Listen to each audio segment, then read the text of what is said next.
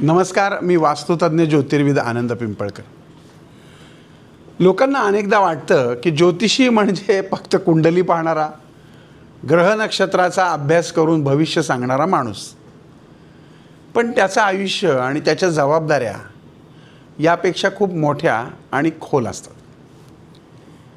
एक चांगला ज्योतिषी ज्याची 30-35 वर्षाची प्रॅक्टिस आहे, ज्याच्याकडे असंख्य लोक येतात, त्या सगळ्यांना हा आजचा कार्यक्रम पटण्यासारखा आहे. एक डॉक्टर जसं शरीरातल्या वेदना समजून घेतो, तसंच एक ज्योतिषी रोज अनेक लोकांच्या मनात दडलेल्या भीती, दुःख, अपयश, आजारपण, तुटलेली नाती, आर्थिक अडचणी, मानसिक ताण यांना सामोरं जात असतो. ज्योतिषासमोर अशा अनेक कहाणी येतात जिथं कोणाचं संसार जीवन डळमळीत झालेलं असतं, कोणाचं करिअर संकटात आलेलं असतं, कोणी आयुष्याच्या कठीण टप्प्यावरती पूर्णपणे खचलेलं असतं, कोणी खूप ढसाढसा रडतं, कोणाचं आयुष्य उद्ध्वस्त झालेलं असतं. कारण ज्योतिषाकडे येणारा हा समस्या घेऊनच येत असतो. पण प्रत्यक्ष जीवनामध्ये सतत इतरांच्या वेदना आणि नकारात्मक अनुभव ऐकत राहण्याचा परिणाम ऐकणाऱ्या व्यक्तीवर देखील होतो. मानसशास्त्रामध्ये याला इमोशनल बर्डन आणि कंपॅशन फटिक असं संबोधलं जातं. दुसऱ्याच्या दुःखाशी सतत जोडलेली व्यक्ती हळूहळू मानसिकदृष्ट्या खचत जाते आणि थकवा अनुभवू लागते.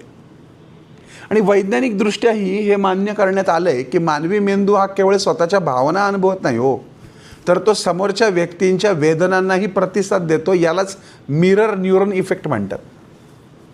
दिवसभर चिंता, तणाव आणि भीतीने भरलेल्या गोष्टी ऐकल्यानं शरीरामध्ये कार्टिसोलसारख्या तणावाशी संबंधित रसायनांचं प्रमाण वाढू शकतं.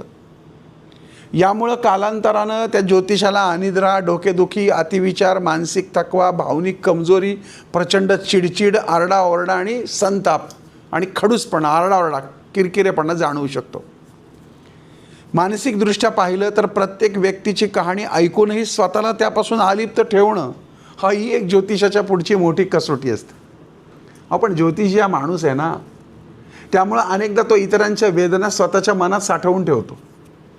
काही वेळा त्याला येणाऱ्या कठीण काळाची जाणीव असली तरी तो त्या व्यक्तीला ती स्पष्टपणाने सांगू शकत नाही, आणि ही जाणीवच त्याच्या मनावर एक अदृश्य ताण निर्माण करते. एखादी स्त्री येते, तिचा पती शेवटच्या घटका मोजत असतो आणि ती विचारते यांचं आयुष्य किती, तर त्या स्त्रीला काय सांगणार की तुझा पती मरणार?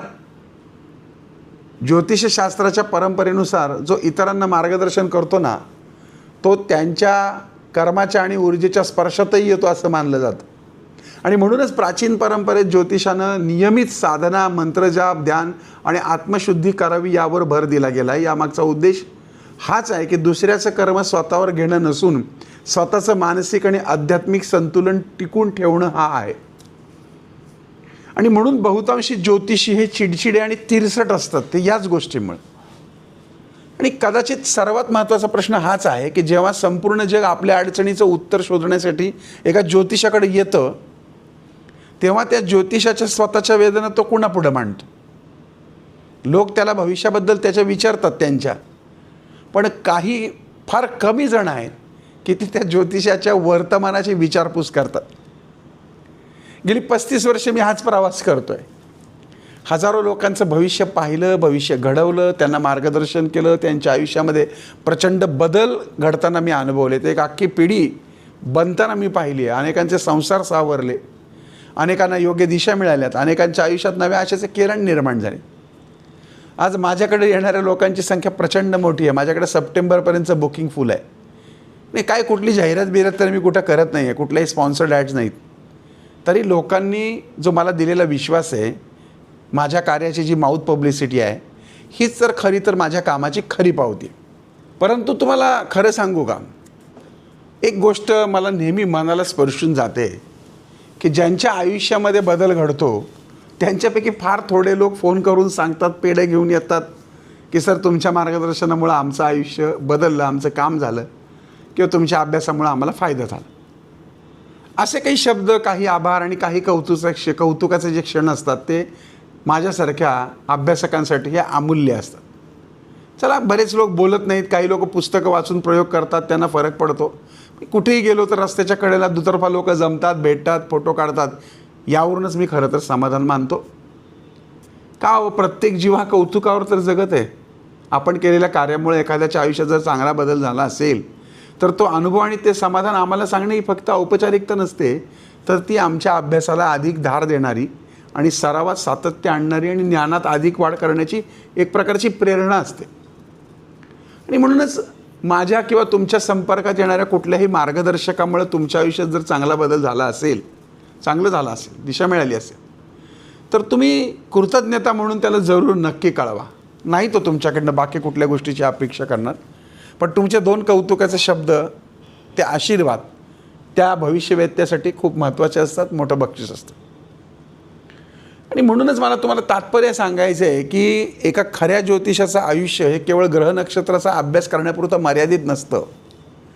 तो रोज असंख्य भावना, चिंता आणि अपेक्षांचं ओझं सांभाळत असतो. बाहेरून तो इतरांना दिशा दाखवत असला तरी आतून त्यालाही तितकीच शक्ती, साधना आणि संयमाची आवश्यकता असते. तुम्हाला माहीत नाही लोक किती त्रास देतात.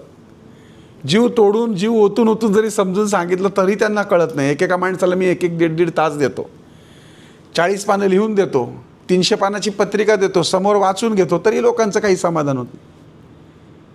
असो, प्रत्येकाचा स्वभाव असतो. पण एक ज्योतिषी मात्र इतरांच्या आशा आणि भाग्याचं ओझं मनात ठेवूनही चेहऱ्यावरचं हसू कायम ठेवायला शिकतो. आणि मी मात्र कायम हसतच असतो, कारण फार पूर्वी ज्यावेळेस मी नवीन सुरुवात केली होती या ज्योतिषीय प्रॅक्टिसला, तेव्हा लोकांच्या ज्या समस्या मी ऐकायचो आणि काही समस्या इतक्या भयंकर असायच्या की मी रडायचो एखाद्या लहान मुलासारखा. सुरुवातीला तर त्या क्लायंटसमोरच मी रडायचो. कालांतराने माझ्या घरी माझ्या आईनी किंवा माझ्या बरोबरच्यांनी मला हे सगळं ज्योतिषांनी वगैरे जसं समजून सांगितलं, काउन्सिलिंग केलं, तसं ते दुःख मग मी माझ्यावर घेईन असं झालो. पण तरीसुद्धा कोणाचं काही वाईट ऐकलं ना की आताही अजूनही माझं मन अत्यंत विषण्ण होतं आणि माझ्या साईनाथांकडं माझे आपोआप हात जोडले जातात की बाबा या संकटातून या लेकरांना खरंच मुक्त कर. आणि खरंच लोक मुक्तही होतात. ज्योतिषांचं, वास्तुतज्ञांचं दुःख आज मी तुमच्यासमोर मांडले. फार कमी ज्योतिषी कदाचित हा कार्यक्रम बघत असतील, त्यांना हा कार्यक्रम नक्की पटला असेल. परंतु तुम्ही जर माझं मार्गदर्शन घेतलं असेल आणि तुम्हाला फायदा झाला असेल तर जरूर मला कळवा, मला बरं वाटेल. पुन्हा भेटूया. ओम साईराम.